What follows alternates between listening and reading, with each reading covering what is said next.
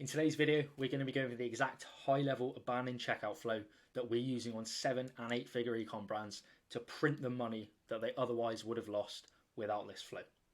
Now, a little bit of background on who I am, what I do. My name is Toby Chapman. I'm the founder of Everboost, an email and retention marketing agency for 7 and 8 figure brands, focusing on getting their customers to buy quicker, bigger, and more often. So, enough about me. Let's jump into this flow.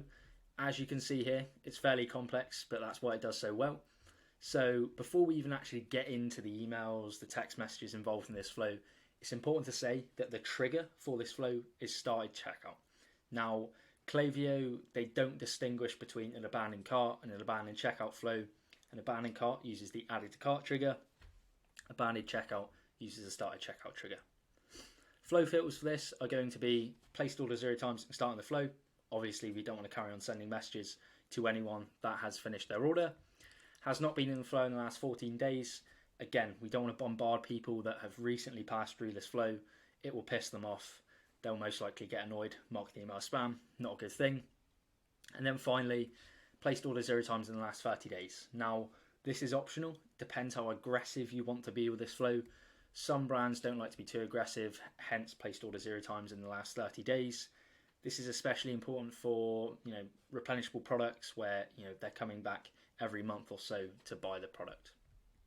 Now, as with every flow, as soon as it starts, we want to update profile properties and say exclude as true. So anyone that's marked with this, we'll create a segment with people that have that profile property and not send any campaigns to them, because we want the messaging to be relevant to where they are in the funnel, rather than hitting them with random campaigns that just don't make sense.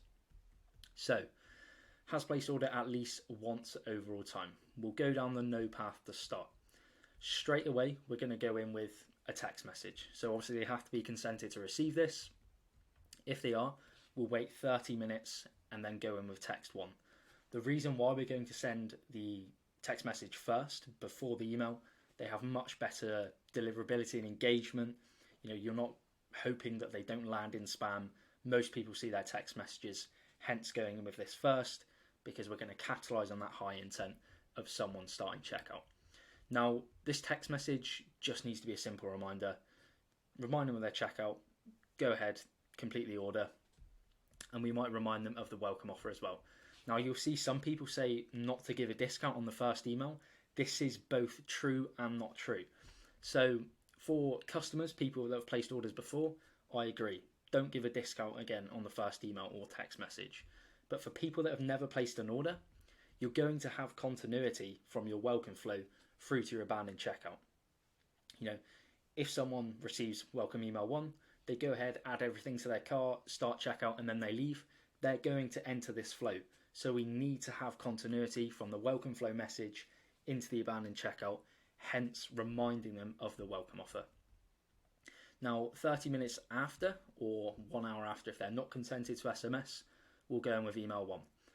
Now, rather than what you see some brands do, where it's, hey, we saw you started your checkout, complete the order, that's rubbish. We want to go in with some play with human psychology and really go into what can they look forward to, what can they gain from using this product, what are the benefits they can experience.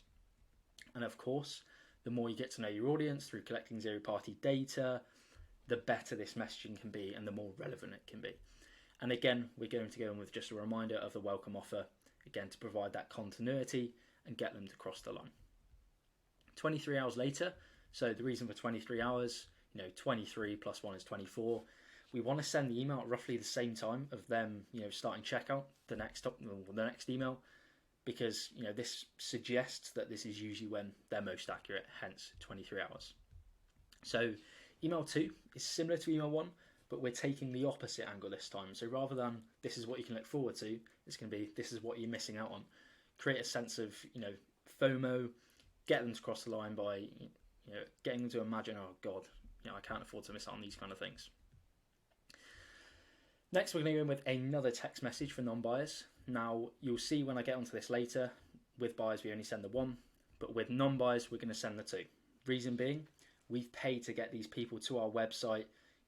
With costs rising, it's getting more ridiculous, so we need to be a little bit more aggressive, if you like, to get them to place an order, hence the second text message. Again, this is just going to be a simple reminder to complete your checkout, as well as a reminder of the welcome offer. Now, when we get down here, this split is going to vary on based brand to brand. So, what we typically do is a split based on cart value. So, say for example, a brand has a free shipping threshold of $50. We might make X $50 here, and this will determine the messaging that we use in the following emails. So, email 3 is going to be more of an objection handling email. If someone hasn't converted at this point, there's clearly something stopping them that maybe isn't related to price or whatever it is that's stopping them from crossing the line. So we need to actually answer these objections, cover all angles, and make sure that they are, reassured before they make the purchase. And we may also go in with improved incentive.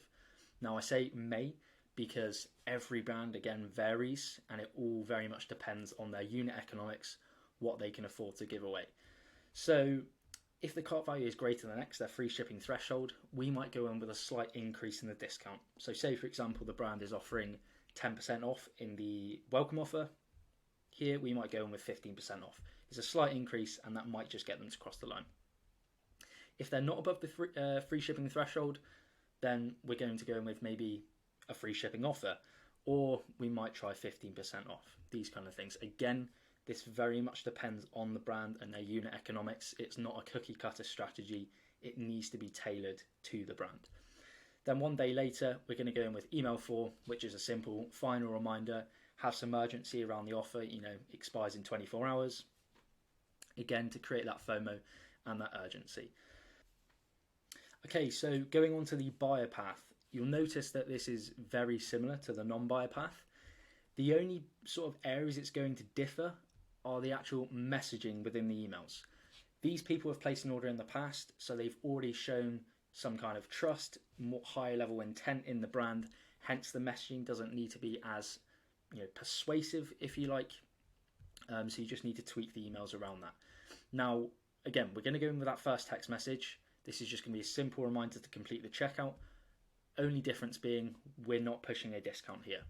Reason being is with people that have placed an order in the past, like I said, they've shown some kind of trust. So it's likely if they're coming back and starting a checkout that they're probably going to place an order without some kind of discount.